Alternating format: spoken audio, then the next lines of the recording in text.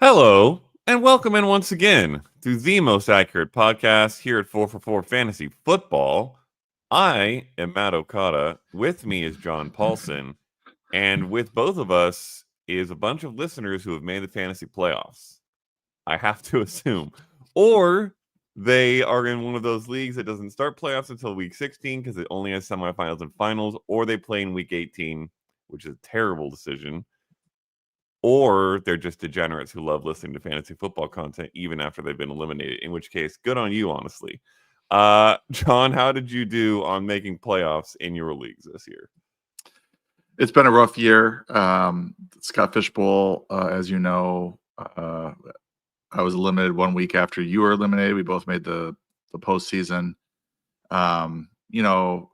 Usually you're as a fantasy analyst shooting for 60-70% make the playoffs. I'm going to say I fell short of that this year, but still have a couple teams alive and hoping to cash in. As long as you get one championship, I feel like it's worth it. It's all worth it. Like that. Yeah. Before we get into week 15, reminder, if you're in the YouTube or Twitter live streets, there will be a Q&A at the end of the show. You can drop questions in chat anytime between now and then. Keep them deep and or broad. Easy start sit questions you can answer with John's rankings on 4for4.com. Let's start with Thursday Night Football, which barely existed. Oh my goodness, was this game terrible. I mean, okay, let me backtrack. For fantasy purposes, this game was terrible. From an NFL standpoint, this game actually wasn't bad. It felt like, even though there wasn't much offense, it was like a close competitive game between the Niners and the Rams. There were no touchdowns scored, and the Rams kicked more field goals. So thereby, they won the game 12-6. Unfortunately, for those of us who started any of the many fantasy players that are typically startable on these rosters, it was not great. Puka Nacua was good. Puka Nacua was pretty great, especially if you play in PPR, 7 for 97. Kyren Williams was okay, even though he had 108 rushing yards, which was obviously amazing. That was pretty much all he had. Didn't score a touchdown, had 2 catches for 4 yards. So that's not even that great of a fantasy stat line from Kyren Williams' expectation. And then George Kittle was just fine with 4 catches for 61 yards. Not George Kittle standards that we've expected, but still good for a tight end. Everybody else was awful. Cooper Kupp, fat 0. Matthew Stafford, 160 yards. Brock Purdy, 142 yards and an interception.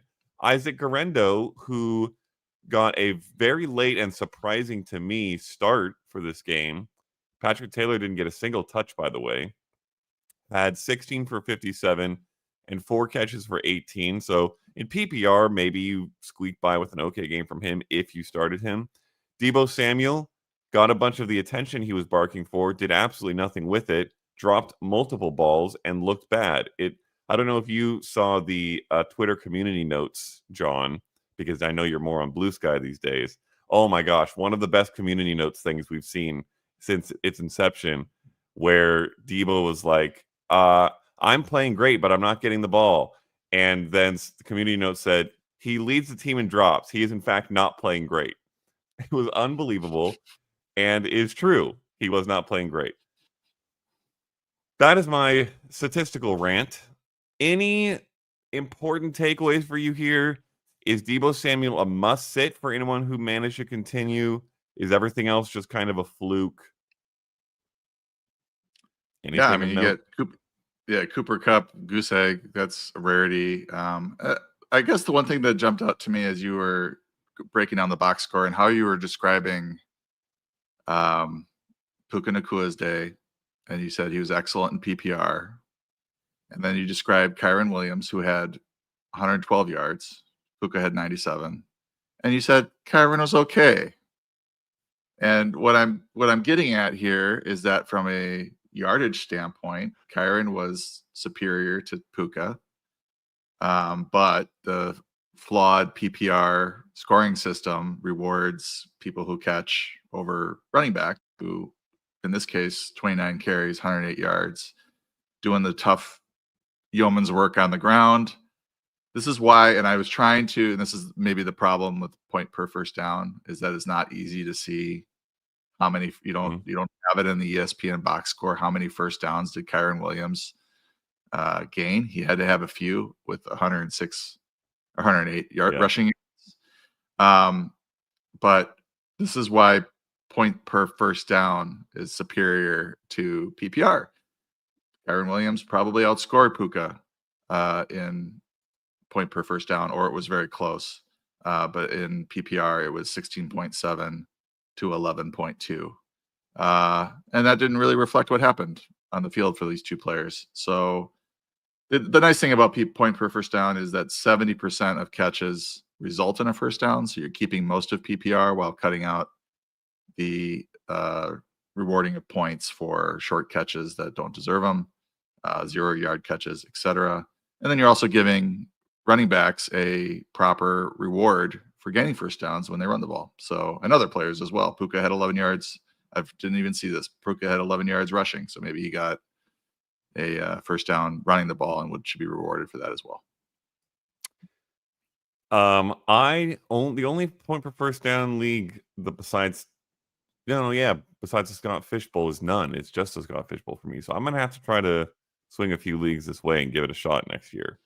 So that games like this feel a little better. Is Debo Samuel a must sit for you rest of the season? It's rough. I mean, he was ranked, I think, in the 30s this week. Just really low confidence at this point. I'm trying to see where I've got him. Yeah, 36. So I had him as a fringe wide receiver 3. You would think that given his history that he would be more involved as a runner, especially with Isaac Gariendo, dealing with a foot sprain, but they only gave him 2 carries. He did give him 7 targets, so the work was there. Same with Juwan Jennings. I mean, he had 9 targets, so the intent's there. He ended up with 2 for 31. I don't think the rain helped, but I don't think it was a big hindrance either. So, I mean, I think with Debo, this 49ers defense or team is the playoff. The playoffs are just out of the picture now. So they're just off the rails in terms of what they're going to be doing. I don't know that they're all going to be playing through this. Any little nagging injuries, they might sit out. So, we're getting into sit territory with Debo. Yeah. Worth noting, their defense got healthy these last couple of weeks and looked great, and it doesn't matter because they've lost too many games, and this loss is a huge one. Really doesn't seem like they have much of a shot. Tough for 49ers fans. Tough for fantasy fans across the board in this game. Let's move on from this horrific debacle to some news. Sincere McCormick. See, this is nice news. We need stuff like this. Locked in as the Las Vegas RB1, according to Antonio Pierce. There was some comments about Alexander Mattison may be active, which I think is a little bit of extra support for the concept that they intend to run with McCormick as their bell cow back pretty much, which in Vegas is a pretty significant role. Obviously, the offense isn't great, particularly given the fact that their quarterbacks are all hurt, and they may be looking at Desmond Ridder this week. Where does Sincere McCormick fall for you this week? And, are you confident starting him through the fantasy playoffs for the most part? Yeah, it was nice that we got that confirmation that he is going to continue to start. And it makes sense given how he's played. Alexander Mattison did okay. I mean, he sort of took the starting job from Zamir White, who had a very poor season running the ball. So I think at the very least, if you have Sincere McCormick and you're in that scenario where you have to start him, or you're feeling compelled to start him, you at least can go in with the knowledge that he's a starter and going to be the lead back. That doesn't necessarily mean he's going to have a fantasy starter worthy day. But at least you could go in knowing that Alexander Mattison isn't going to suddenly get 15, 17 touches coming off of the injury. So Atlanta is 6th in adjusted fantasy points allowed to the running back position, but I did write up McCormick for sneaky starts, and when you look at the the Falcons defense and what they've allowed, it's actually they're not such a bad matchup. And I think that AFPA is a little not misleading, but they gave up 84 total yards to Aaron Jones and a touchdown. Gus Edwards had 33 total yards and a touchdown. Javonte Williams had 87 and a touchdown. Alvin Kamara had 109 and a touchdown. And Rico Dowdle had 107 and a touchdown. That's just since week 9. So I think this is a live matchup for McCormick, who probably will, outperform low-end RB2 sort of rankings that he's got right now. Shout out to the anti-Zamir White truthers from the preseason. I remember a lot of people being like, he's a value because he's not getting drafted that highly, and look at how many carries he's going to get. And then some other people saying, you're all out of your minds. Zamir White is completely useless. And it turns out he was indeed very bad and got quickly replaced. Also injured, but still. Then there's a bunch of not exciting quarterback news, but need to be mentioned because of the potential fantasy fallout. So what I'll do is just name the names and you tell me what you find to be important, if at all. Tommy DeVito is back in a quarterback for the Giants with Drew Lock hurt. Yay. Jake Haener is expected to start in place of Derek Carr, who fractured his hand and potentially also suffered some sort of head injury, jumping for an unnecessary attempt at a first down. He could be out for the rest of the season, TBD. And then Desmond Ridder is the probable start for Vegas, who we just mentioned, because Aiden O'Connell also got hurt. So there are some viable fantasy players in those offenses. Do any of these move any needles for you? Well, I think that Tommy DeVito is probably an upgrade over Drew Lock based on what we saw Drew Lock. But I mean, Tommy DeVito wasn't particularly great in his last stint as a starter this season. I mean, he had some decent fantasy games last year when he got a few starts. I don't think it's a huge upgrade or downgrade for Neighbors or anything like that. So, if you're going to start Neighbors with Lock, you probably start Neighbors with DeVito. Jake Haener, I thought it was going to be Spencer Rattler. I still have Spencer Rattler in the ranking. So somehow I missed the Jake Haener news. So I will update that after the podcast. Surprising a little bit because they, last time Derek Carr missed some time, they went to Rattler, but maybe he just did poorly enough to, convince them to just give Haener some starts here. And I'm going to have to look at him and see if he's better or worse than Rattler. And then for Ridder, AOC is trying to, and this is the quarterback AOC, not the politician. He is trying to get back with the knee injury. Every time I see AOC, I think of the politician. Same. So he's trying to get back. I don't think he's going to play this week just based on Aircast and everything that was happening after the game last week. But so I've got Ridder in the projections. It's not. I would rather have O'Connell if I were Jacoby Myers manager, Brock Bowers manager. But Desmond Ridder at least has some experience. But I think O'Connell's the better passer. Desmond Ridder probably slightly better at quarterback than AOC the politician. Not better than AOC the quarterback, I don't think. But this is a revenge game for him. So there you go. Yes, it is. Big news for Evan Ingram, although things hadn't been looking too great for him regardless, especially with Trevor Lawrence out, but he is out for the season with a torn labrum. Does this have any trickle-down effect for any pass catchers in Jacksonville? Yeah, I'm pulling up Brenton Strange's game logs right now. In the 4 games that Evan Ingram missed early in the year, I believe it was week 2 to week 5. I'm looking at the snaps, and that makes sense. So 3 for 65 against the Browns on 6 targets. And this is with a relatively healthy receiving core for the Jaguars. I mean, Brian Thomas, Christian Kirk, Gabe Davis were all playing at this point.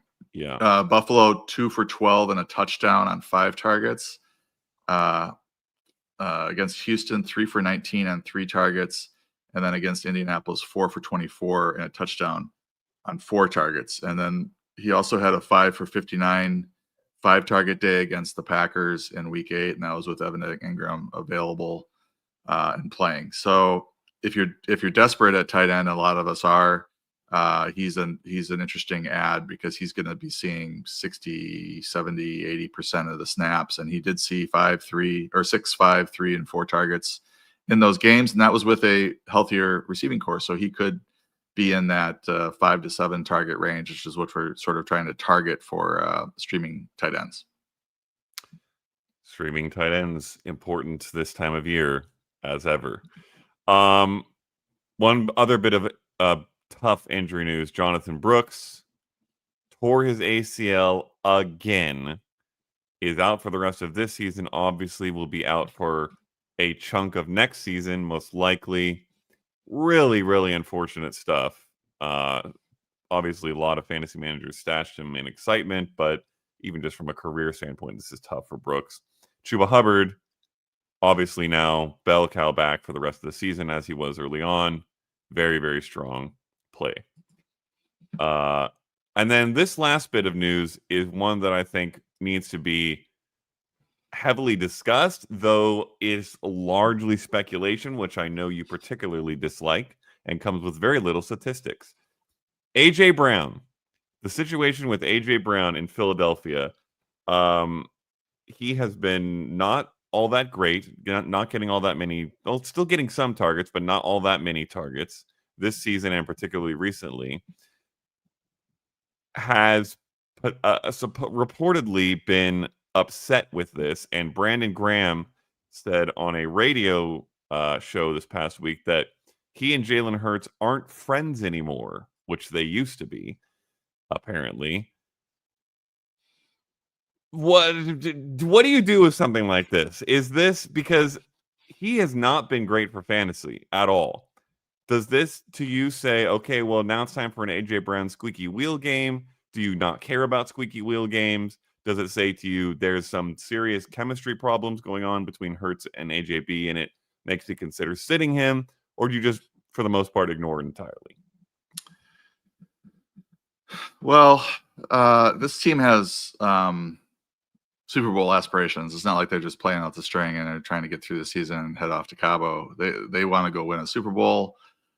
So it would behoove the coaching staff and Jalen Hurts to have a happy and productive A.J. Brown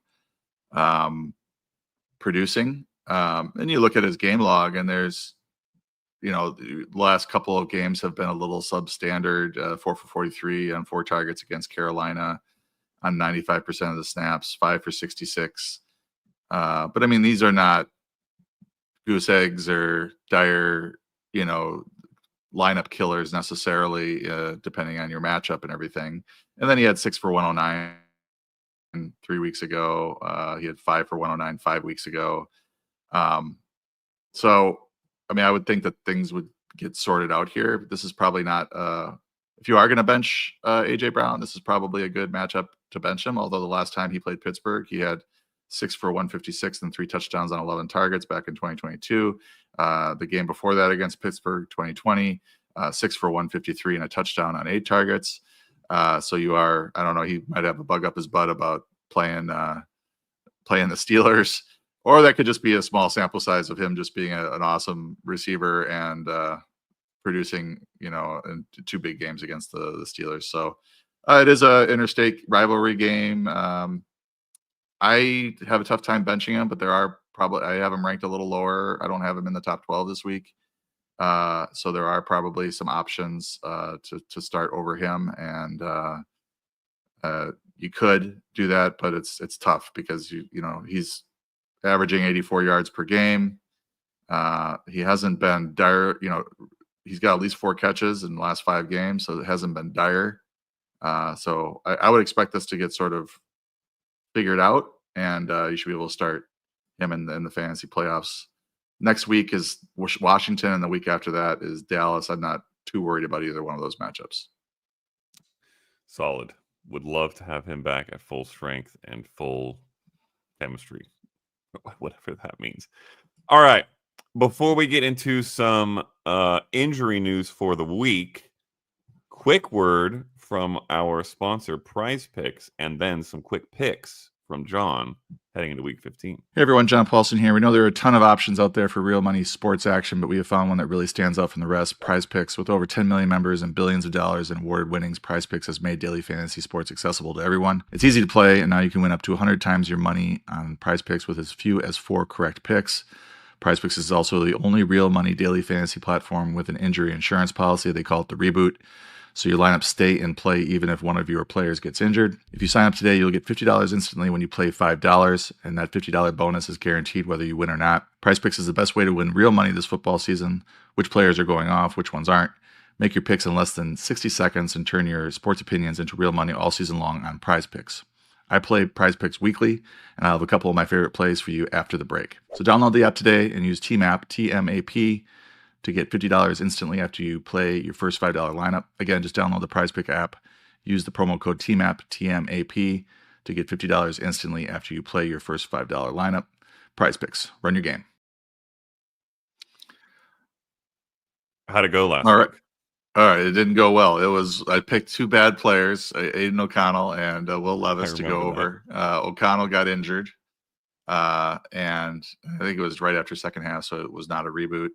And then Will Levis, I believe, dinged up his shoulder too, but he averaged 4-point-something yards per attempt. He had 32 pass attempts. I just needed 6.6 yards per attempt against the Jaguars, and he could not deliver. So I'm going to go with, I think, 2 better players. Like these are more talented players.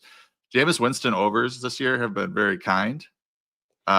His pass volume is extremely high. He's typically throwing the ball at least 40 times a game. His number at Prize Picks is 35.5 pass attempts. I like more than that against the Chiefs. The Chiefs themselves have allowed 33.1. So just an average quarterback against the Chiefs is pretty close to this number, not even counting the fact that Winston's extreme volume is entering the chat. Winston has exceeded this number in 5 of 6 starts, 41, 48, 46, 27 in the snow game, 58, and 41 throws.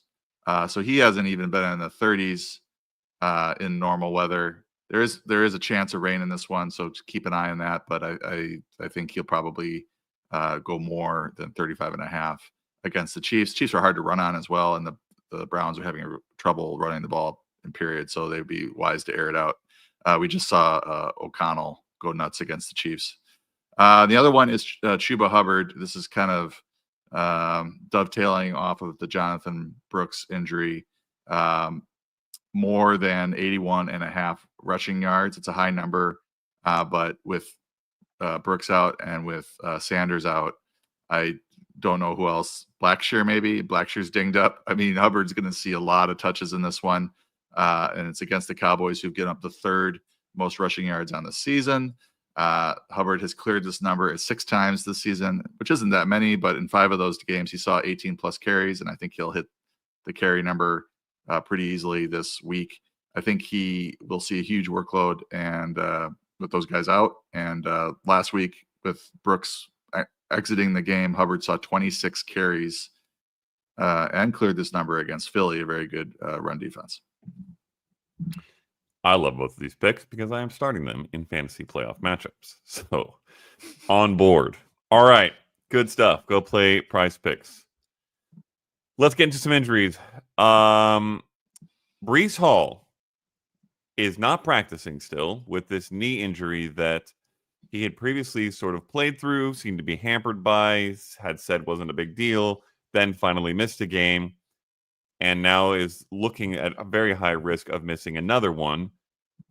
In his absence last week, Braylon Allen and Isaiah Davis, who you mentioned on the podcast, pretty much split the work exactly down the middle.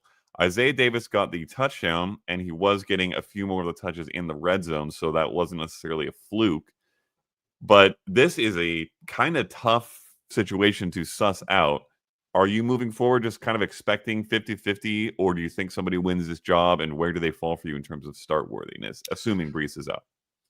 I mean, maybe you're more plugged into the Jets, like front office personnel moves, but I did hear Matthew Berry say on the NBC show that Aaron Rodgers indicated that Isaiah Davis was better than Braylon Allen. I don't know. I looked for it and I couldn't find any further information about that.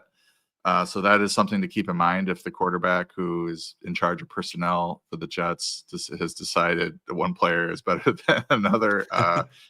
Last week, though, if you just look at the numbers, there wasn't a big disparity. And I also noticed that the Roto-World blurbs about the game really indicated that Braylon Allen was lumbering, I believe was the phrase they were used, while Davis looked explosive. So I don't know if there's an agenda going on over at NBC/Roto-World to get Isaiah Davis more touches. But Braylon Allen, 15 touches, 81 yards. Davis, 13 touches, 67 yards, and found the end zone. So, and then Allen played one more snap than Davis. Both players, I think, are viable in this one against the Jaguars, who are 30th in adjusted fantasy points allowed to running backs. But who's going to lead the backfield is up in the air. If we can find factual information or a quote from Rodgers saying that Davis is the better player and needs to see more snaps, then you might see him in a lead role and Allen in the backup role. But I think both players are RB3, fringe RB2 types that can be plugged in against the Jaguars since they're pretty bad against the run. All righty. Interesting situation there. We'll see how it plays out this week and whether it informs future decisions differently. Bucky Irving is not practicing with a hip and back injury. These are through Thursday reports, by the way. So if we see new stuff on Friday, obviously that always takes precedent. Keep an eye out for that stuff. But Bucky Irving DNP seems to be trending towards not playing. That by most assessments would make Rachaad White a must start. And then do you have any interest in Sean Tucker at all against the Chargers defense? Yeah, I mean, I think you are looking at White in a lead role. If Irving is out, Rick Stroud is reporting that Bucky Irving will be a game time decision per Todd Bowles. So my first thought is, when do they play? Because those game time decisions are a real pain in the butt. Sunday afternoon, and the Bucs play in the afternoon slate, so that's going to create a dicey situation for fantasy managers if they aren't careful. I would expect White in a lead role, but I would expect Sean Tucker to have a pretty healthy role behind him. I mean, they've been kind of running a committee all year. They wanted to get Tucker involved after his huge game against the Saints way back when. Seems so long ago. And then they did kind of try to keep a three-headed monster going, but Tucker wasn't really doing anything really to demand more touches or a significant role. So they kind of got back down to the Irving White thing, but I think they don't want to run White 15, 20 times. He's not that great of a runner. So I think you'll see Tucker get 8 to 10 touches in a backup role. Not a, good matchup against the Chargers. The defense is pretty good. So I'd probably be reluctant to use Tucker, but I think White's very viable given his pass catching role. On the other side of that same game, Justin Herbert and Ladd McConkey both limited yesterday on Thursday. So we're going to need to keep an eye out on both of them. Given how late of a inactive Ladd McConkey was last week, how close he was to being a start, and the fact that Justin Herbert always plays through this stuff, my guess would be that they would both play, and they're both getting in limited practices yesterday. But you're going to want to keep an eye on both. Obviously, McConkey was looking like an option all the way up till Sunday night, or was it Sunday night? I think so. Last week, ended up being unable to go. This is a big one for both of them because they are playing the Buccaneers, who are one of the softest matchups in the league for the pass game. Both would be very strong starts, I would assume, if healthy. If we don't hear till late, does that matter to you? Like, are you less confident in starting any of them? Do you think McConkey becomes like a decoy guy, or is it if active, play these players for you? It's if active, play McConkey. He's been too productive. He was too hot before this injury. Even playing through the injury, he was producing, and the matchup is fantastic. As you mentioned, the Bucs are near the bottom of the league, if not they're 31st in adjusted fantasy points allowed to the position. So I would do everything I could to wait. And there are, several games going on at 125 that you could pivot to. And then there's the Sunday night game, of course, the Packers Seahawks, and then there's 2 Monday night games this week. So there should be plenty of options for you to have a backup plan in place to wait on McConkey, and I think he's worth waiting on. I would expect Herbert to play through this as well, and he's got a really good matchup too. I mean, obviously the Bucs are bad against the pass, 32nd in adjusted fantasy points allowed to the quarterback position as well. So juicy matchup for both these guys. Incidentally, Joshua Palmer rostered in 16% of Yahoo leagues. Quentin Johnston rostered in 41%. So you could probably get one of those guys as your emergency backup for McConkey if this is a game time decision. Do you have a preference between those two? And are one or both of them a strong start if McConkey is out? Well, Quentin Johnston, I mean, I think Josh Palmer's good, a good player, and I was touting him early in the season as, the number 2 or number 1 option, perhaps in this Chargers passing game, because I wasn't confident in Quentin Johnston after a really awful rookie season, but he's caught a lot of touchdowns. So I would prefer Johnston because he has that double touchdown upside. Palmer only has 1 touchdown, I believe, on the season, whereas Johnston, I believe, has 7, if I'm remembering correctly. I think he's more of a wide receiver 4, Johnston, and Palmer's like a wide receiver 5 if McConkey's active. If McConkey were to sit, I think you get Johnston into that wide receiver 3 territory where he's a really nice dart throw, and then Palmer is more of a wide receiver 4. Both numbers confirmed, by the way, on the touchdowns. Well done. Tony Pollard did not practice Wednesday or Thursday. This was a new injury. Had not really heard much of it until this Wednesday practice report, pretty much. Probably you're going to need a good report today on the Friday practice to feel good about him playing. But I would not say it's a panic situation just yet. If he's out, is there someone you like going to in Tennessee, or are you just getting out of here? No, I think Tyjae Spears is pretty good. I think there is a drop off. I mean, especially this season, Spears is 185 yards on 50 carries. Julius Chestnut is next up with 17 carries for 74 yards. I mean, there's even an argument that Chestnut's been a better runner, but I think they were planning on a RB1A, RB1B situation there with Spears. Spears has kind of struggled with injuries throughout the season, and Pollard has been pretty good running the ball and pretty impressive, back to where we saw him 2 years ago and 3 years ago, I guess, in Dallas before he kind of flopped as the starter. He's shining in Tennessee.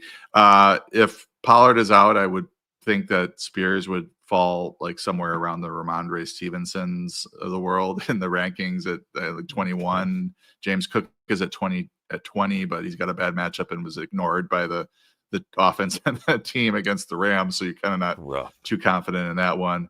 So I would have him ranked Spears as a low end RB2.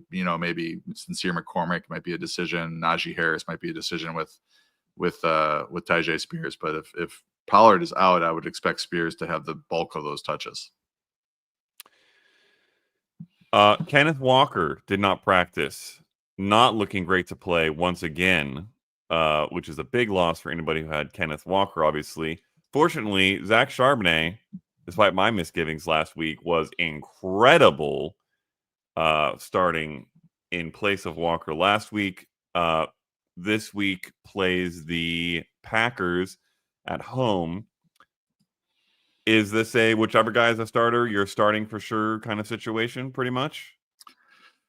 Yeah, I think so. I mean, I suppose if Walker is a not DNP today and game time decision and then plays, you probably not feeling too confident about him, especially with the way that Charbonnet played last week. And it was funny because Connor Allen and I were joking in Slack about how Charbonnet just hasn't been good. Like he's been getting the touches when Walker has been out, but he hasn't been super productive. But you go back and look at his 2 starts. Week 2, 14 for 38 plus 5 for 31 as a receiver. And then in week 3, 18 for 91, which is pretty good. 2 touchdowns. as a runner against Miami, 3 for 16 receiving, and that was an 84% of the snaps. And then last week, of course, 22 carries, 134 yards, 2 touchdowns, 7 carries, 59 yards, 7 targets in 80% of the snaps against Arizona. And Arizona wasn't like they were a mediocre matchup, not a great matchup. Same thing this week against the Packers. They're 11th in adjusted fantasy points allowed to running back. So nothing scary about this matchup. If it's Charbonnet right now, I assume that Walker's going to sit another week. And they might be looking at their running game thinking they can get through this week, give him another week of rest because Charbonnet is, playing so well against the Cardinals last week. David Njoku not practicing with a hamstring injury. He seems to be likely out. I don't think there's a tight end you go to here, but I will point out that Cedric Tillman is back at practice. He got in a limited practice yesterday. Just in terms of role, it feels like he might be the guy to get more targets if Njoku's missing, if he's playing. Any other fallout here for Njoku being out, Tillman being back? Does that affect anything? Judy obviously has been incredible, Jerry Judy, some of which has happened with Tillman out. I think you could, desperate. I mean, I'm always in the mind of like who's desperate and like, I get excited for Jordan Akins in this game because he's going to go from 18% of the snaps to 70% of the snaps with Jameis Winston at quarterback. He has had a few good games this year. He's a touchdown back against Washington, 3 for 38 against Pittsburgh in that snow game. I mean, maybe that's what I'm remembering him with his dreadlocks, thinking that it was Njoku, but it was actually Jordan Akins streaking down the field. No, I think he's probably going to get 5 to 7 targets, and it's not a bad matchup against the Chiefs, who've given up some points to the tight end position. So he's streamable. He's not like a, premium. Like if Travis Kelce were hurt, like Noah Gray would be a premium streamer. Like he'd be really excited.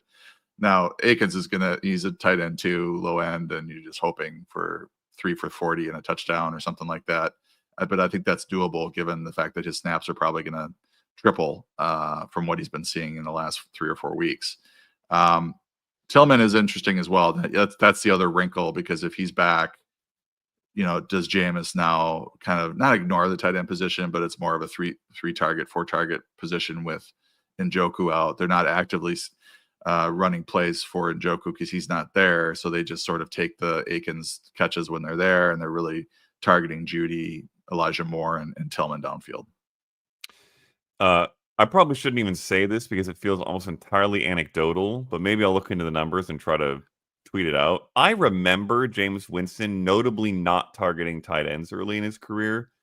That could be because he had Evans and Godwin and no tight ends of note, but that's what I remember. In Pittsburgh, George Pickens is not practicing once again with the hamstring injury that kept him out last week. Looks like he will also likely be out again. We had some hopes for another receiver in Pittsburgh last week. Did not really materialize on any front. Is this a Pat Freiermuth thing, or are you just staying away from the Pittsburgh pass catching group entirely against a good Eagles defense? Well, the player to be named is Calvin Austin, and we thought that he would have a big game, or at least a bigger game. And I think he might be one of these guys that didn't do it when we were expecting it, and now the following week they find him. He did draw a PI in the end zone, which doesn't help us.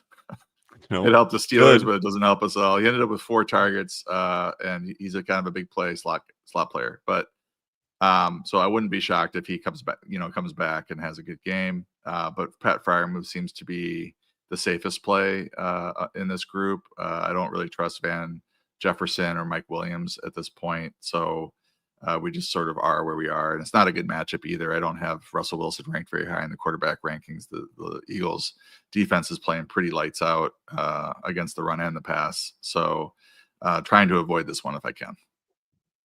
Yeah, it's a tough one. I've got multiple players, including running backs here. Don't really know what to do with them against the Eagles defense. Probably not going to be playing them. And then a couple other quick bits of tight end news. Dalton Kincaid will likely be back. He's practicing in full with the knee injury that kept him out last week. He's been pretty spotty, largely disappointing. Had been a little better leading up to this injury. Is he playable for you against the Lions? Top 15, top 20? No. Top 20, maybe you're getting into the low end in the 20s. Okay. Right now, I think I have him at 24. I put him into the projections right before the podcast started, the stream started. Kincaid is tight end 20 on the year in points per game. Whoa. So he's actually below Kyle Pitts, Cole Kmet, and ahead of Isaiah Likely and Noah Gray. So he's an okay, probably going to play 70% of the snaps with a great quarterback. Could be when you have a good quarterback like Josh Allen, and this might be a high scoring game. It should be a high scoring game against Detroit. I mean, there's a chance of a touchdown or multi touchdowns. That's why you sort of like these guys over, a team that's projected to get 17 points or 19 points or something like that, because the chances of a touchdown or multi touchdown just aren't there. And that's what we're sort of looking for with tight ends. I wouldn't want to start them in the first game back, but there's worse passing environments than playing indoors against Detroit with Josh Allen as your quarterback.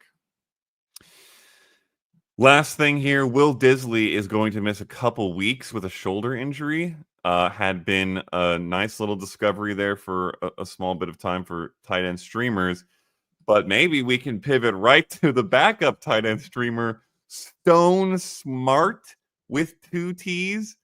Yes, that is a person. He is a tight end for the Chargers. With Disley getting hurt last week, he came in and had 3 catches on 3 targets for 54 yards. And that was with Disley getting 2 for 2 for 19 yards. So if you throw those into Stone Smart's bucket, that's a pretty nice tight end game. We have not seen much from Stone Smart in his career, but is it enough with this offense and this role to consider streaming him? Yeah, so if you look at Stone Smart, and I always, I've been reading his name Smart Stone, because in the back end of the rank, in the back end, the last name comes first. So I'm like Smart Stone. I don't know. Stone Smart sounds better, certainly. Because if you can't really choose your last name, right? I mean, you can go get it changed. So spelling Smart with 2 T's is odd. If that was his first name, I would have some serious questions. But I think Stone Smart is fine. I think it's much better than Smart Stone. Anyway, looking at his player profiler page, nice site which kind of compiles the player's speed against their position and stuff. That he's got a 79th percentile 40-yard dash, 4.67. Speed score is fine. Mid-range burst score 134, which is 98th percentile. Agility 78th percentile. Catch radius 92nd percentile. So, and then look, he's 6'4" and 226 pounds according to this. He's not your traditional tight end. He's basically one of these bulky type receivers, receiving tight ends. So this is a good person to target to run a lot of these Disley routes. Although he probably can't block as well as Disley does. But I think with what has been going on with Disley, I think Smart is a quality streamer this week. I got him at tight end 18. Especially given the passing environment here against the Buccaneers. I think it's a good matchup, and he's going to probably be running 60-70% snaps at least, and had a good game last week, so you can't ask for much more. Sometimes we trust Stone Smart going into our fantasy playoffs, and sometimes it works. Sometimes it does not. Hopefully it does. All right, let's get into some matchups. For week 15, game of the week is the easiest choice probably of the entire year after we highlighted Bills-Rams last week, by the way, in this bit of segment, and it ended up being one of the best games of the year, if not in recent memory. We are going Bills-Lions, which has an over-under of 54.5, which is the highest I can remember in months, if not all year, in 2024. Josh Allen, the Lions running backs, and Amon-Ra St. Brown, I would assume, are must-starts. Correct me if I'm wrong on any of this. James Cook, however, and you highlighted it a little bit earlier, is facing a Lions defense that is number 2 in AFPA, and he got completely ignored in the aforementioned shootout with the Rams. So that one is a little bit more of a question. Jared Goff, who's had obviously a bunch of streamable games this year. The Bills are number 6 in AFPA, although we just saw what Matthew Stafford just did. And then in the pass catching group, you've got a lot of interesting names that are kind of fringe plays. Khalil Shakir, Amari Cooper, Jameson Williams, Sam Laporta. Which ones of those, if any, stand out to you in terms of starting for Week 15? Yeah, so the Bills have been vulnerable against the run and tougher against the pass. They're not a juggernaut against the pass, but they're pretty good. The Lions typically will take what and attack the weakness of the defense, and so I could see this game being a heavy Jahmyr Gibbs, David Montgomery game. But it is a home game for Jared Goff, and they do tend to throw more and throw more effectively at home. So I wouldn't be surprised if he has a good game as well. I've got him ranked as a low end QB1. I mean, certainly with the scoring environment over under, playing indoors against the Bills, who just gave up a bunch of points to Matthew Stafford, I'm sure they've figured out some throws that they want to make as well. So I don't have a problem with Goff at all. Certainly the Gibbs, Montgomerys are great calls. Josh Allen's a must play. So then getting into these other guys, it's, Amon-Ra St. Brown, I think, will have a pretty good game as well.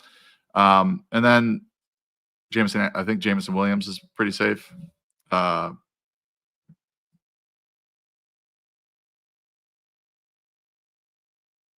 on the loose, probably. I'm making assumptions. Sorry, my dog was howling, and I don't know if it's because of hearing my voice or me talking about the Lions, who he does not like. True. I think Jameson Williams is a pretty good start, wide receiver 3 type, plays well at home and with Goff on the fast track indoors. Cook is tricky because he's been really productive all year. We're coming off, though, a warning game with the Rams where it just seemed like the Bills were willing to abandon the run. And they might do so again, given the Lions' pretty strong rush defense. So if they try him a few times early in the game and he doesn't get anywhere, then we could get into a very pass-happy indoor environment against I would say, a questionable Lions secondary. They've been playing kind of spotty. So Josh Allen, obviously great. James Cook, tough, and it doesn't get any better as a receiver for James Cook. The Lions have yielded the fewest receptions to running backs this year, and it looks like it's the second fewest yards to running backs, receiving yards, and no touchdowns to running backs. So it's a tough one for James Cook. The only reason you might want to start him is he's been a low end RB1, high end RB2 all year, and there's a pretty good chance that he gets a rushing touchdown or a touchdown somewhere, given the over under in this one. And then, Laporta, he might catch a touchdown.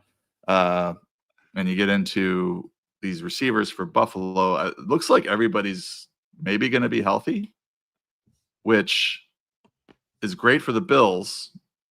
I would say not so great for fantasy managers trying to identify who's going to play, but I think it's, Cooper, Shakir, Keon Coleman, with a little bit of Mac Hollins and a little bit of Curtis Samuel. So those first 3 guys are startable in deeper formats. Shakir, you feel pretty good about in a PPR league. Cooper hasn't exploded in Buffalo in terms of his fantasy production or anything like that, but we know he's talented, so he could show up in this one. And Coleman's was actually doing pretty well before his injury as well. So these guys are all wide receiver 3, 4, 5s for me. And as I mentioned, Williams, I think, is a start. Laporta is a pretty decent low-end tight end 1 in a high-scoring environment. Lots of big decisions there. Also, I just have to say, the fewest receptions to running backs stat is fascinating to me for a team that is been playing from ahead this entire year, and a position that you have to really focus to stop running back receptions, I feel like. because they should be really easy to make. So that to me says this team is very intent on not letting running backs catch the ball, because I'd have to figure, teams are throwing to them or trying to, often playing from behind. Interesting stat. I'd be curious to dig more into that. Fate of the week.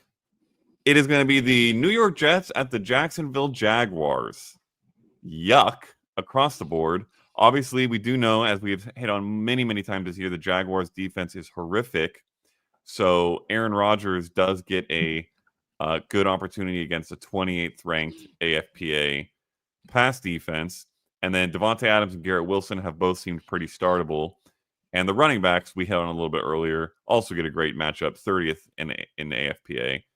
Are all of these guys in consideration for you? And then is anybody for Jacksonville? Obviously, the running back situation has been very murky lately. Yeah, it's probably going to be a low-scoring game, but the Jags' defense is bad, so it could turn into a semi-shootout. But I don't think Mac Jones is capable of shooting out right now. But I think there's certain players because it's very concentrated, these two offenses, to Devontae Adams, Garrett Wilson, the Jaguars to Brian Thomas. I think those three players are very startable. Rodgers is an okay streamer. He's coming off of his first 300-yard game since 1997, I think. Yep. If I remember the stat correctly. And then you're getting everybody else is sort of like, okay, if you have to start, a Jets running back or a Jaguars running back because you just need some touches. I think Tank Bigsby will lead the backfield in touches. He was back as the RB1 last week, although Travis Etienne was much more involved as a receiver. I think he had 7 catches in that one, but Bigsby led the team in total touches. And then we discussed the Jets backfield already. And then there's a few other scattered guys that you could stream, like Brenton Strange, Parker Washington. You wouldn't want to necessarily, but you might be in a position where you just need to find somebody that's going to play 70-80% of the snaps in a game and might do something. Hopefully they do, especially Brian Thomas, who I have multiple places. All right, we'll get into positional matchups. Quick reminder again, if you've got questions, drop them in the chat. We'll get to those in a bit, and we'll be somewhat quick on these remaining positional matchups so we can get as many questions in as possible heading into the playoffs here. Quarterbacks on the good side, Kyler Murray, who has been a roller coaster for fantasy and very hard to figure out, gets the Patriots, who are 25th in AFPA. I have been getting a lot of Kyler Murray or this guy questions because of his inconsistency. So I'm curious how confident you are in him. Jameis Winston gets the Chiefs, who are 23rd. Not an unbelievably good matchup, but a pretty good one. And you touched earlier on the fact that you're taking his more on the attempts, so you would expect that to turn into fantasy points somewhat. And then Justin Herbert, who we touched on, gets the Buccaneers 32nd if he plays. Main question here is Kyler, and then any other sneaky streams you've got. Yeah, I mean, Kyler had 18 last week, 18.0, so that's a pretty solid start. I realized that maybe people were hoping for 20 plus, but he doesn't deliver that all the time. This matchup, though, at home, 25th in adjusted fantasy points allowed to quarterbacks, the Patriots defense is. So this is shaping up to be a good one, in the dome. Don't have any problem starting Kyler Murray. I feel pretty confident in him. And he also has that rushing upside as well, which is why he ends up ranked higher than some of these other pocket quarterbacks. Winston I bumped him up. I just feel like his volume is pretty locked in. The one concern with him is he decides to throw 3 or 4 interceptions.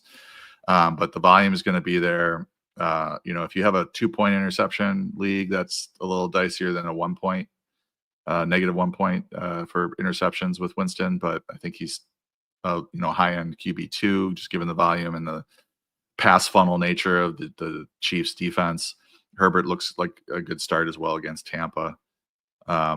And then did you discuss the bad matchups this week? I didn't hit the bads yet. We've got Patrick Mahomes against the Browns, which is they're 7th in AFPA, and then there's also the potential weather you mentioned if there's any rain there. And then Baker Mayfield gets the Chargers, who are 9th. He has not been as good lately, so earlier in the year it felt like he was playable even in the tough matchups. Hasn't quite been his previous probably Chris Godwin fueled self. Either of these guys become sits for you, or they still slide into starting lineups? I think they're both QB1, QB2 fringe. That in that 10 the 8 to 14 range there, whether you can sort of pick your poison in terms of who you want to start. The Browns defense hasn't been that great this year. They're 7th in adjusted fantasy points allowed to quarterbacks, but I'm not scared of this matchup at all. I would keep an eye on the weather. This is kind of a sneaky shootout with Mahomes and Winston, if Winston can put up points. As for Mayfield, I'm looking at I think there's a perception that he hasn't been that great, and there are a couple of games here. San Francisco in week 10 where he had 8.9 fantasy points, and then at Carolina was the big surprising one, 10.2 fantasy points in week 13. But other than that, 27 against Baltimore in week 7, 22 against Atlanta in week 8, 18 against Kansas City in week 9, which was kind of surprisingly good. 18.7 against the Giants in week 12, and then 19.0 against Vegas last week. So I think he's a pretty rock solid start, even in a so-so matchup against the Chargers. I do like that game is indoors and won't have any weather issues. It seems like these dome games in December are safer in terms of the passing games. Obviously, there you hope Justin Herbert does play so that the Chargers can put up points and keep Baker Mayfield putting up points. At the running back position, Rico Dowdle, who has been great lately, gets the Panthers, who are 31st in AFPA. So that is looking like one of the starts of the week. Brian Robinson gets the Saints, who are dead last, 32nd. I feel like I have not heard much about Brian Robinson lately, and I don't know why. Maybe I can figure it out. And then the Broncos running backs, the Colts are 29th in AFPA, but John, unless you've got some seriously secret insights on what the heck they're going to do with their running backs, this becomes a very difficult decision as to who actually play in this tough matchup, or in this great matchup. Sorry. Yeah, Dowdle is a must start. I've got him in the top 10. I got Brian Robinson as a high end RB2 this week against New Orleans with, great rushing matchup. And, last time we saw Brian Robinson 16 for 103 and a touchdown against Tennessee, just playing 47% of the snaps. He's been dinged up over the last month or two, but seems to be getting healthier. I don't see him on the injury report at all this week, which is great. Coming off the bye, week 14, I think we see prime Brian Robinson with Austin Eckler remaining out. Maybe they're giving a few touches to Chris Rodriguez and Jeremy McNichols, but I would expect a close to, he has maxed out in the last 5 games at 16 carries, but to open the season, he had 12, 17, 16, and 21 carries. I would expect him to approach 20 in this game if things are going well, which they should against the Saints. And then Denver, I go with what happened last week. And last week, it seemed to me, or 2 weeks ago, I guess, because the Broncos were on bye, I believe. Jaleel McLaughlin played really well. So does he now earn, but he dominated the backfield. So does he now earn the start and first chance? But it just seems like they each get a series, and whoever's running the best gets to play the rest of the game, and that makes it really tough because it's a small sample of 2 or 3 carries to decide the remainder of the game or who's going to see the most. But if I had to play somebody, it would probably be McLaughlin. But even in Javonte Williams' terrible, was it 4-yard, 1-carry game, he was the one that found the end zone. So there's that. I would put my money on McLaughlin, but in all honesty, I wouldn't want to put my money on any of these guys. Is he an RB3 for you, or even lower than that? Yeah, RB3. Yeah, like a desperation kind of dart throw because the matchup is good. Yeah. All right. On the bad side of running backs, a bunch of players who are kind of like can start considerations, but with these matchups makes it really tough. Both Steelers running backs, Najee Harris and Jalen Warren, that they get the Eagles, who are 5th in AFPA. DeAndre Swift gets the Vikings, who are 4th, and much quite a pass funnel because they're much softer against the pass. And then Nick Chubb gets the Chiefs, who are first and have been touted multiple times on this podcast as a horrific matchup for running backs. Do all these guys become sits for you, or some of them still stay in starting lineups? I mean, I think Najee Harris is fairly safe given his volume. It's not a good matchup, though, but we can at least expect 15-plus touches for him. Swift is dicier. His touch floor is lower, and Minnesota is absolutely a pass funnel. I wouldn't be surprised, though, if he has a decent PPR, receiving game. But it's been pretty rough for the Bears rushing attack lately, and this is a bad matchup. And I would say the same about Chubb. He might fall into the end zone for a touchdown or even two. We saw it against Pittsburgh in the snow game that he had 2 touchdowns. But he's also splitting time with Jerome Ford, and it's just basically a committee in a bad matchup against the Chiefs.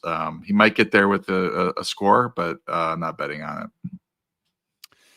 All righty. At the wide receiver position, the goods, Malik Neighbors, despite all the quarterback movement, gets the Baltimore Ravens, who are 30th and have been one of the better pass funnels for fantasy purposes in the league this year. So you probably feel pretty excited about him going into fantasy playoff week. And then the Bears wide receivers, particularly Darnell Mooney, is the one of note here, get the Vikings, who we just noted, massive pass funnel. Are you starting? You're feeling great about Neighbors and London. Are you starting Mooney? And is there anybody else in the sneaky starts worth mentioning here?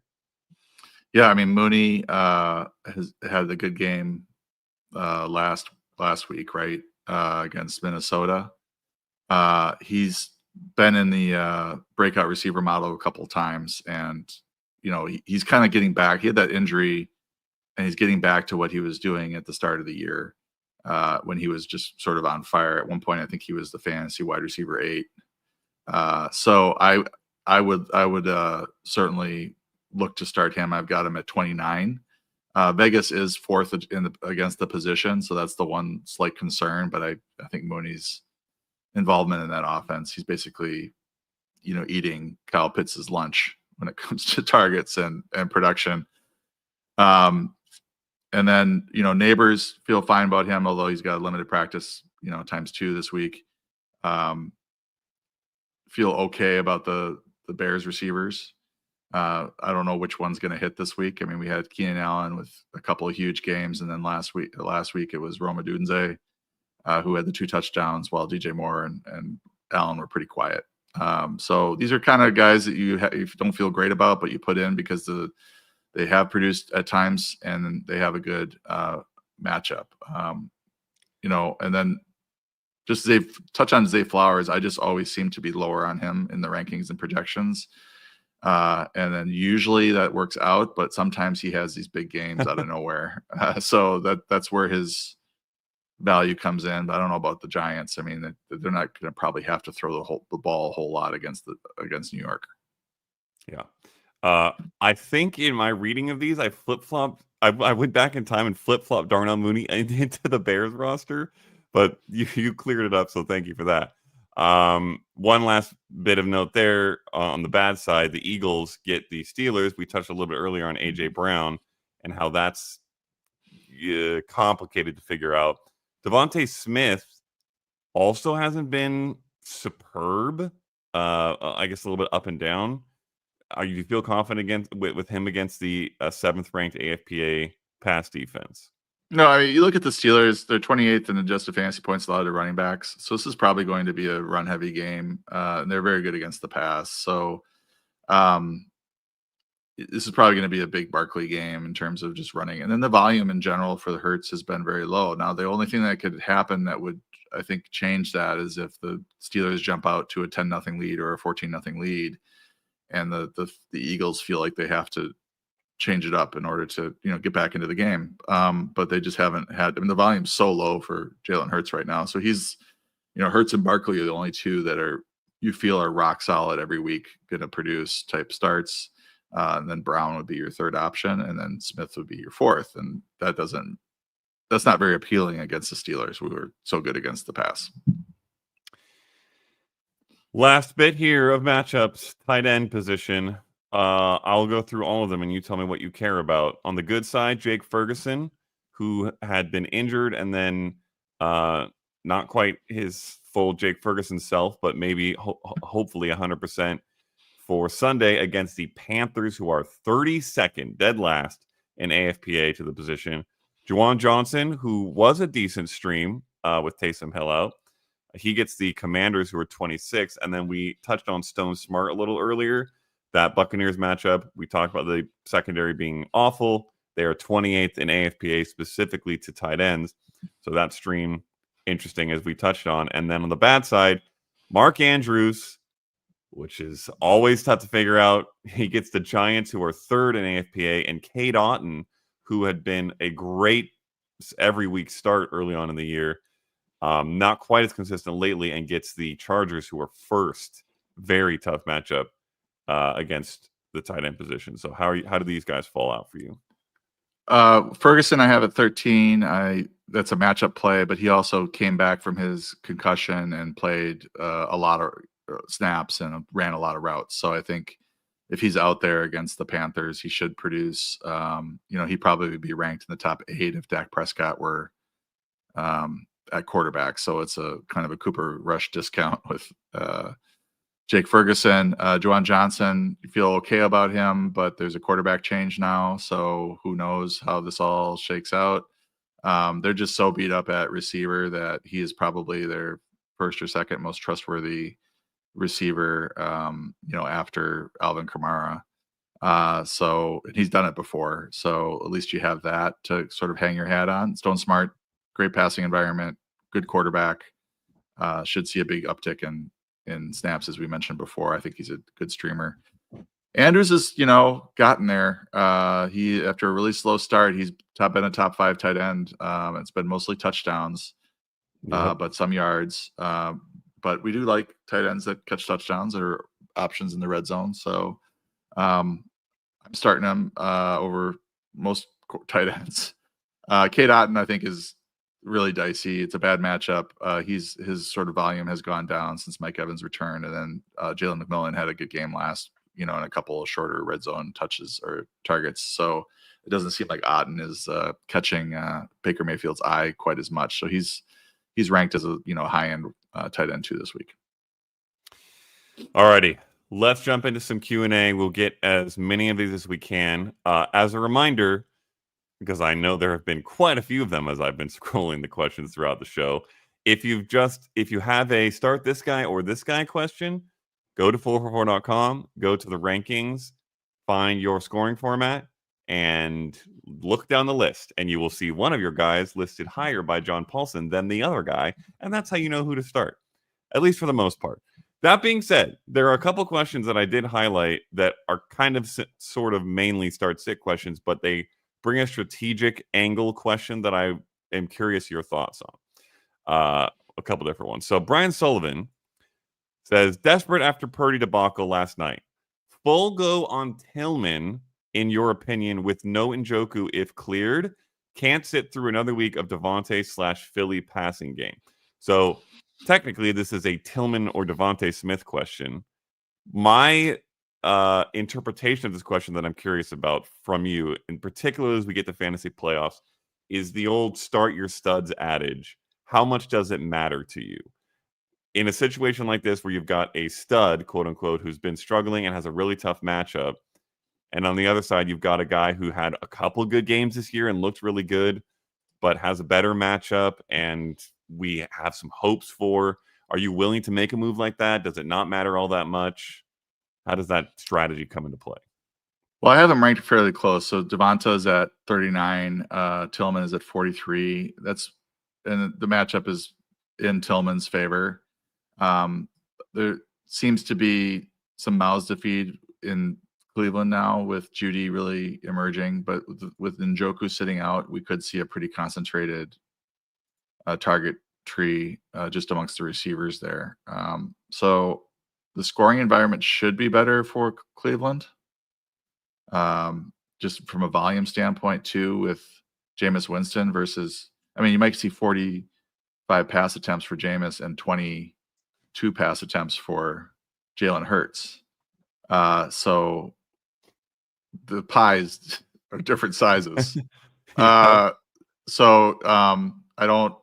I don't hate this idea. I wouldn't count on a big game from Cedric Tillman. But he does seem to have, if you just look at everything involved, a better chance to have a pretty decent size of a pretty big pie. And it would take some kind of surprising things for Devonta Smith to have a huge game in this one. Makes sense. Michael Quinzel with a 1-month membership. I haven't seen this yet. Look at all these new. I don't know what this is. Bells and whistles that we get on YouTube. Thank you, 444. Add the Indianapolis defense and drop Kendre Miller. This one's pretty interesting. I actually like this question a lot. So obviously the question is, well, why am I adding the Indianapolis defense? They're facing the Broncos. I don't really love that. Well, if you look ahead to week 16 and 17, they play the Titans and the Giants. So this is a really smart look-ahead move, in my opinion. If you've got in this case, he's looking to make a roster spot to pick up a secondary defense ahead of time that you can start in week 16 and 17. Question is, are you willing to drop a running back handcuff who could have some upside for a second defense this far in advance? And now I know you poo-pooed Kendre Miller last week. It looked kind of decent, but you're still healthy. So, yeah, I actually had to do a mea culpa on the Kendre Miller. I mean, they brought him back and gave him a pretty significant role, and it killed me in Scott Fishbowl because Alvin Kamara only scored like 16 points, and I needed like 25 from him. So I got burned by the Kendre Miller hype. So this. I wonder the follow-up question I have, and maybe Michael's here and can answer, but who is he starting at defense this week where he could simply swap the defense for Indy? It's not a great matchup against Denver, but it's mediocre. It's a 6.2 in the hot spots. Indianapolis is not a fantastic fantasy defense, so you are picking them up not because they're super productive, but because of these 2 matchups that they have coming up. So I'm not seeing an answer to that. So that's one thing to consider if your matchup isn't phenomenal this week. Maybe do that. Whether or not Kendre Miller is going to be a league winner for you really depends on whether or not Alvin Kamara is active. You're gambling on an injury to him in order to get Kendre Miller into a 15-20 touch role. Chances of that happening seem low. I don't know how you feel about this, Matt. So I would feel okay about cutting Kendre Miller if you really want to lock up a week early to really good matchups in the fantasy playoffs with the Colts. Yeah.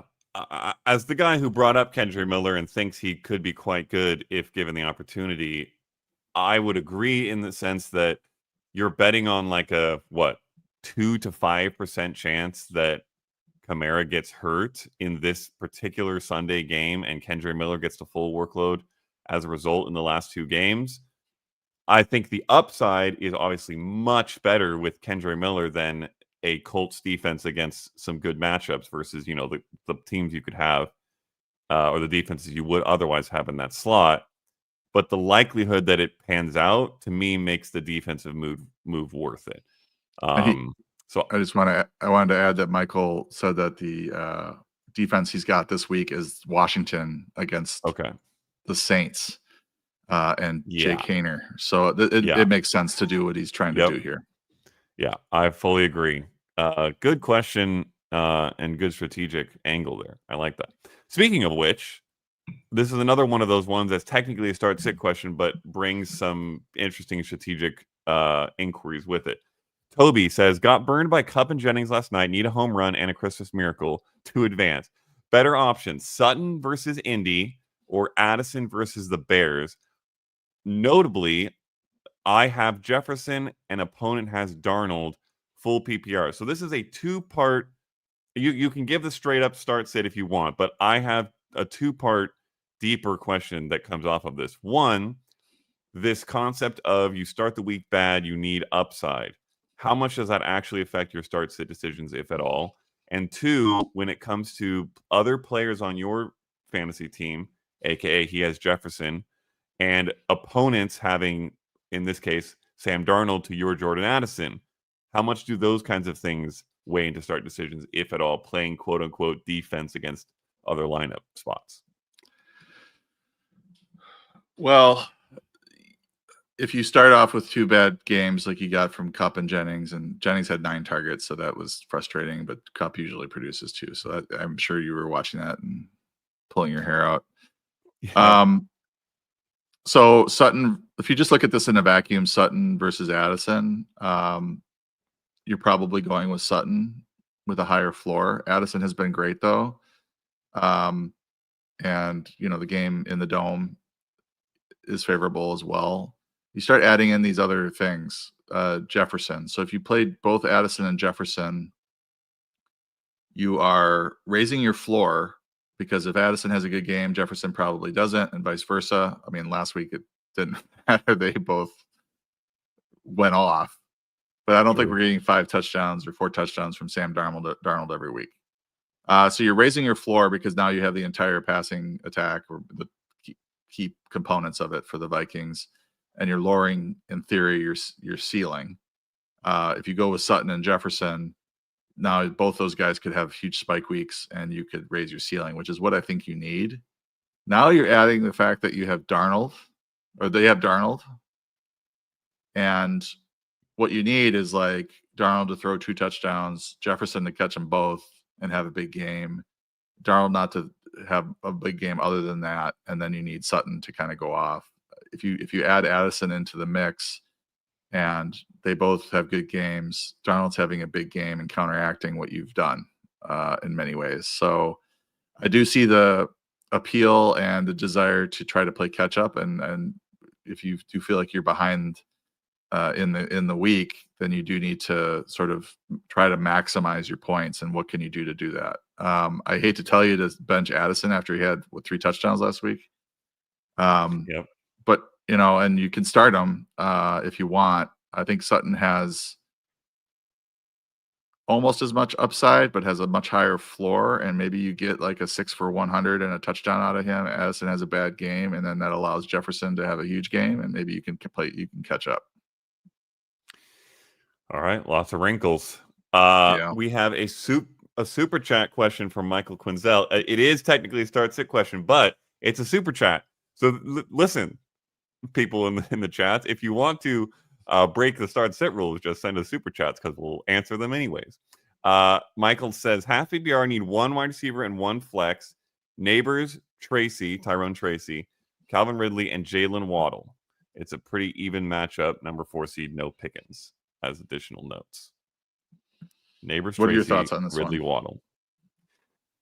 Waddle. It's Neighbors for sure. He's the wide receiver. And then the flex, I would probably go, I think I'd go Ridley because Tracy has a really tough matchup. But it's pretty close there. I don't trust Waddle. He's been better lately, but I just don't trust him at all. It's close. Yeah. So the injury to Will Levis's shoulder is kind of playing a factor right now into where Ridley is. I mean, where he's ranked. The good news is you've got some good matchups here to pick. Cincinnati's 28th in adjusted fantasy points allowed to the receiver position. Waddle's playing Houston indoors, 29th in adjusted fantasy points allowed to the wide receiver position. As you mentioned, Tyrone Tracy, who is ahead of those two because he's a running back and you can just hand him the ball and he's probably going to get 16, 17, 18 touches. I have him for 56 yards rushing, 22 yards receiving, 0.4 touchdowns. So he comes in a little bit higher, but I understand the ceiling probably is not there for Tracy against Baltimore, who is a pass funnel. He might make some hay as a receiver, but I don't know. So best quarterback is Tua in a indoor game against Houston, who are kind of a pass funnel. I don't mind the Waddle play. Ridley is slightly higher just because his target floor has been higher.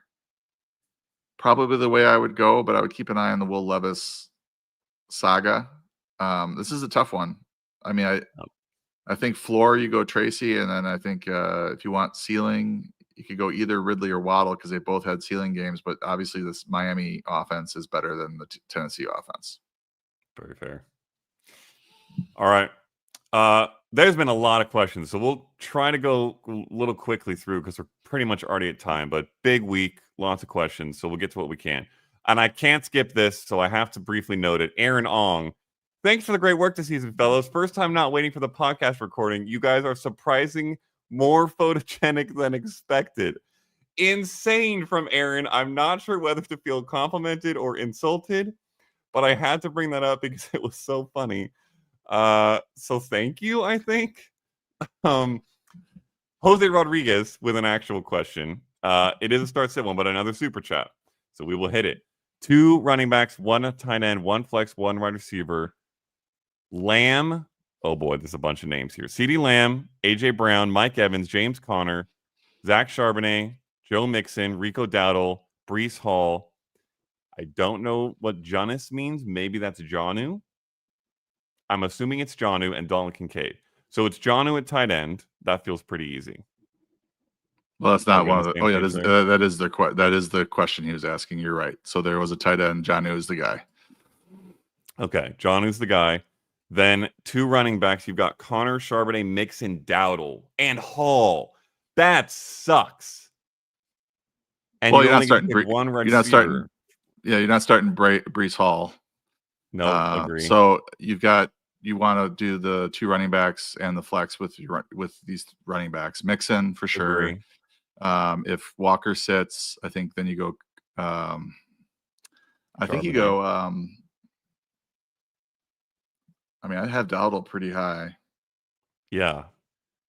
I've got Dowdle at 11, Charbonnet at 10, and then Connor at 12. So I think of those 3, I would bench Connor.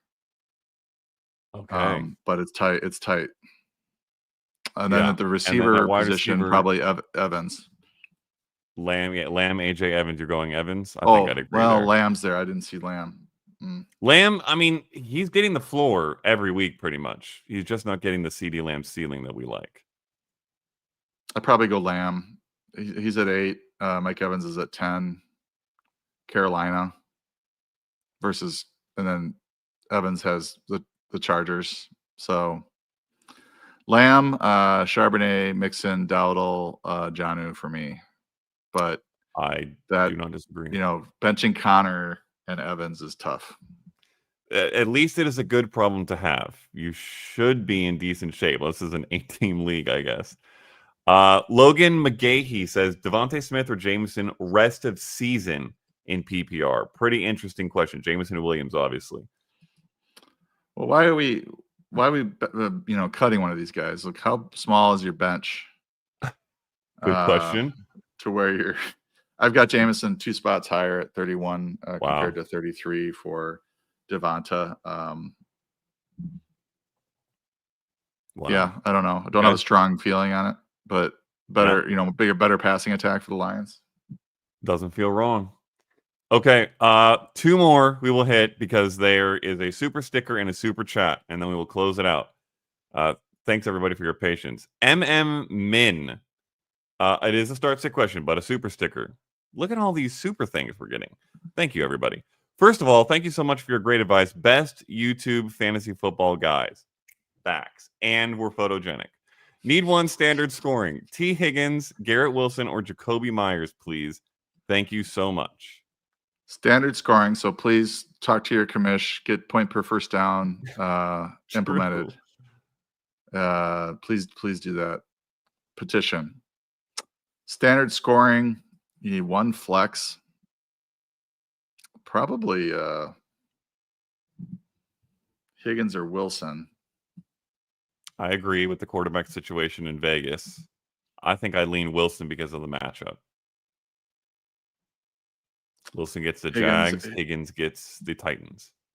Yeah, I would. I have Higgins a little higher. He had a quiet week last week. I think maybe bounces back. Joe Burrow looks to get him involved. try to keep Jamar Chase's, contract lower. But usually, I think, some of these guys, it's whack-a-mole with this Bengals.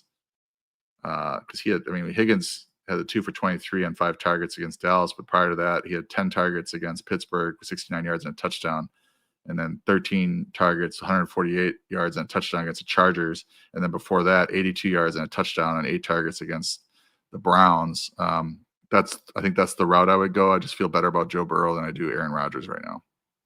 Fair.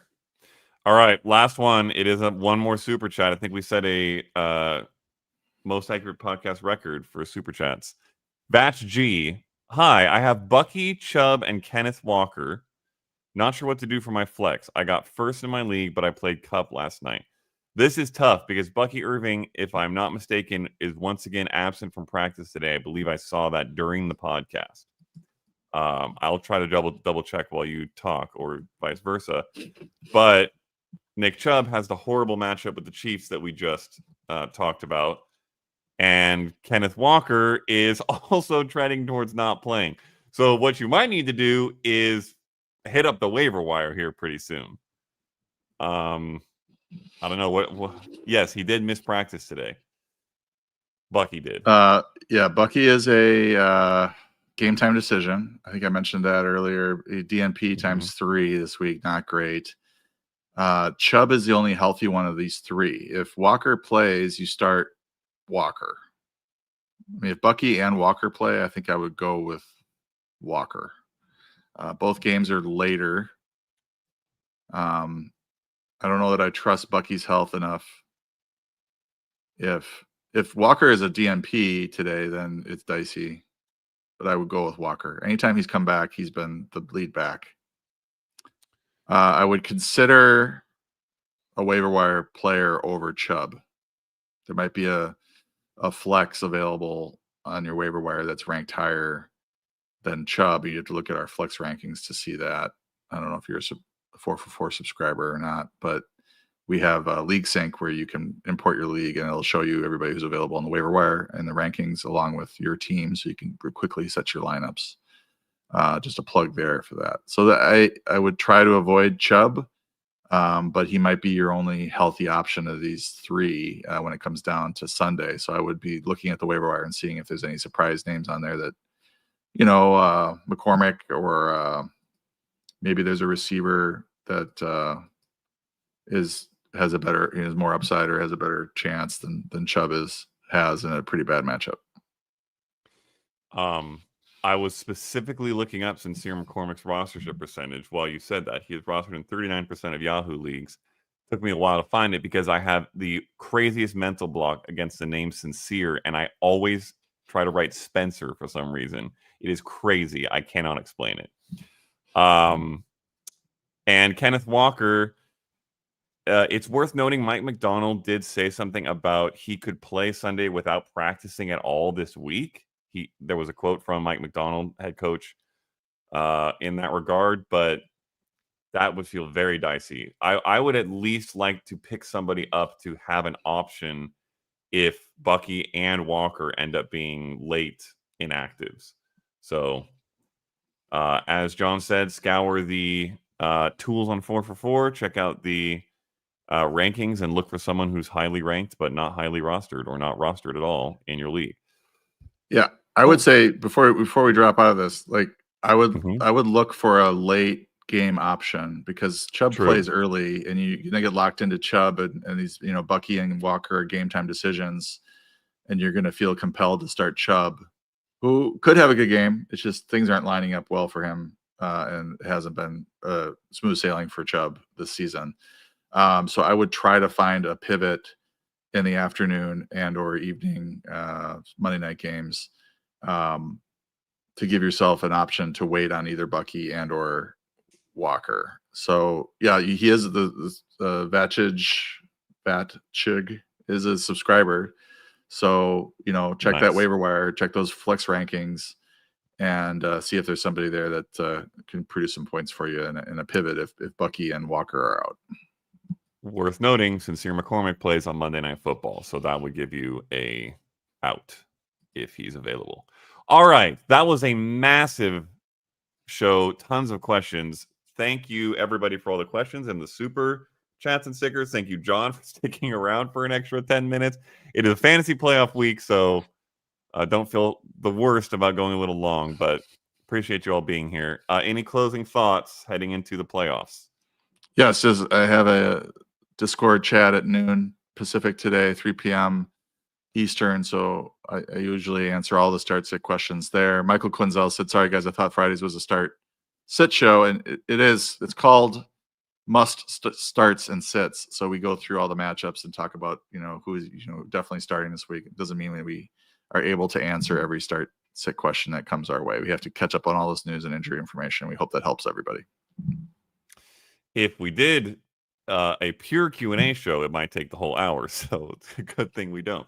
All right. Good luck to John. Good luck to all the listeners who are in fantasy playoffs. Good luck to myself, who is in 7, but I have a couple buys.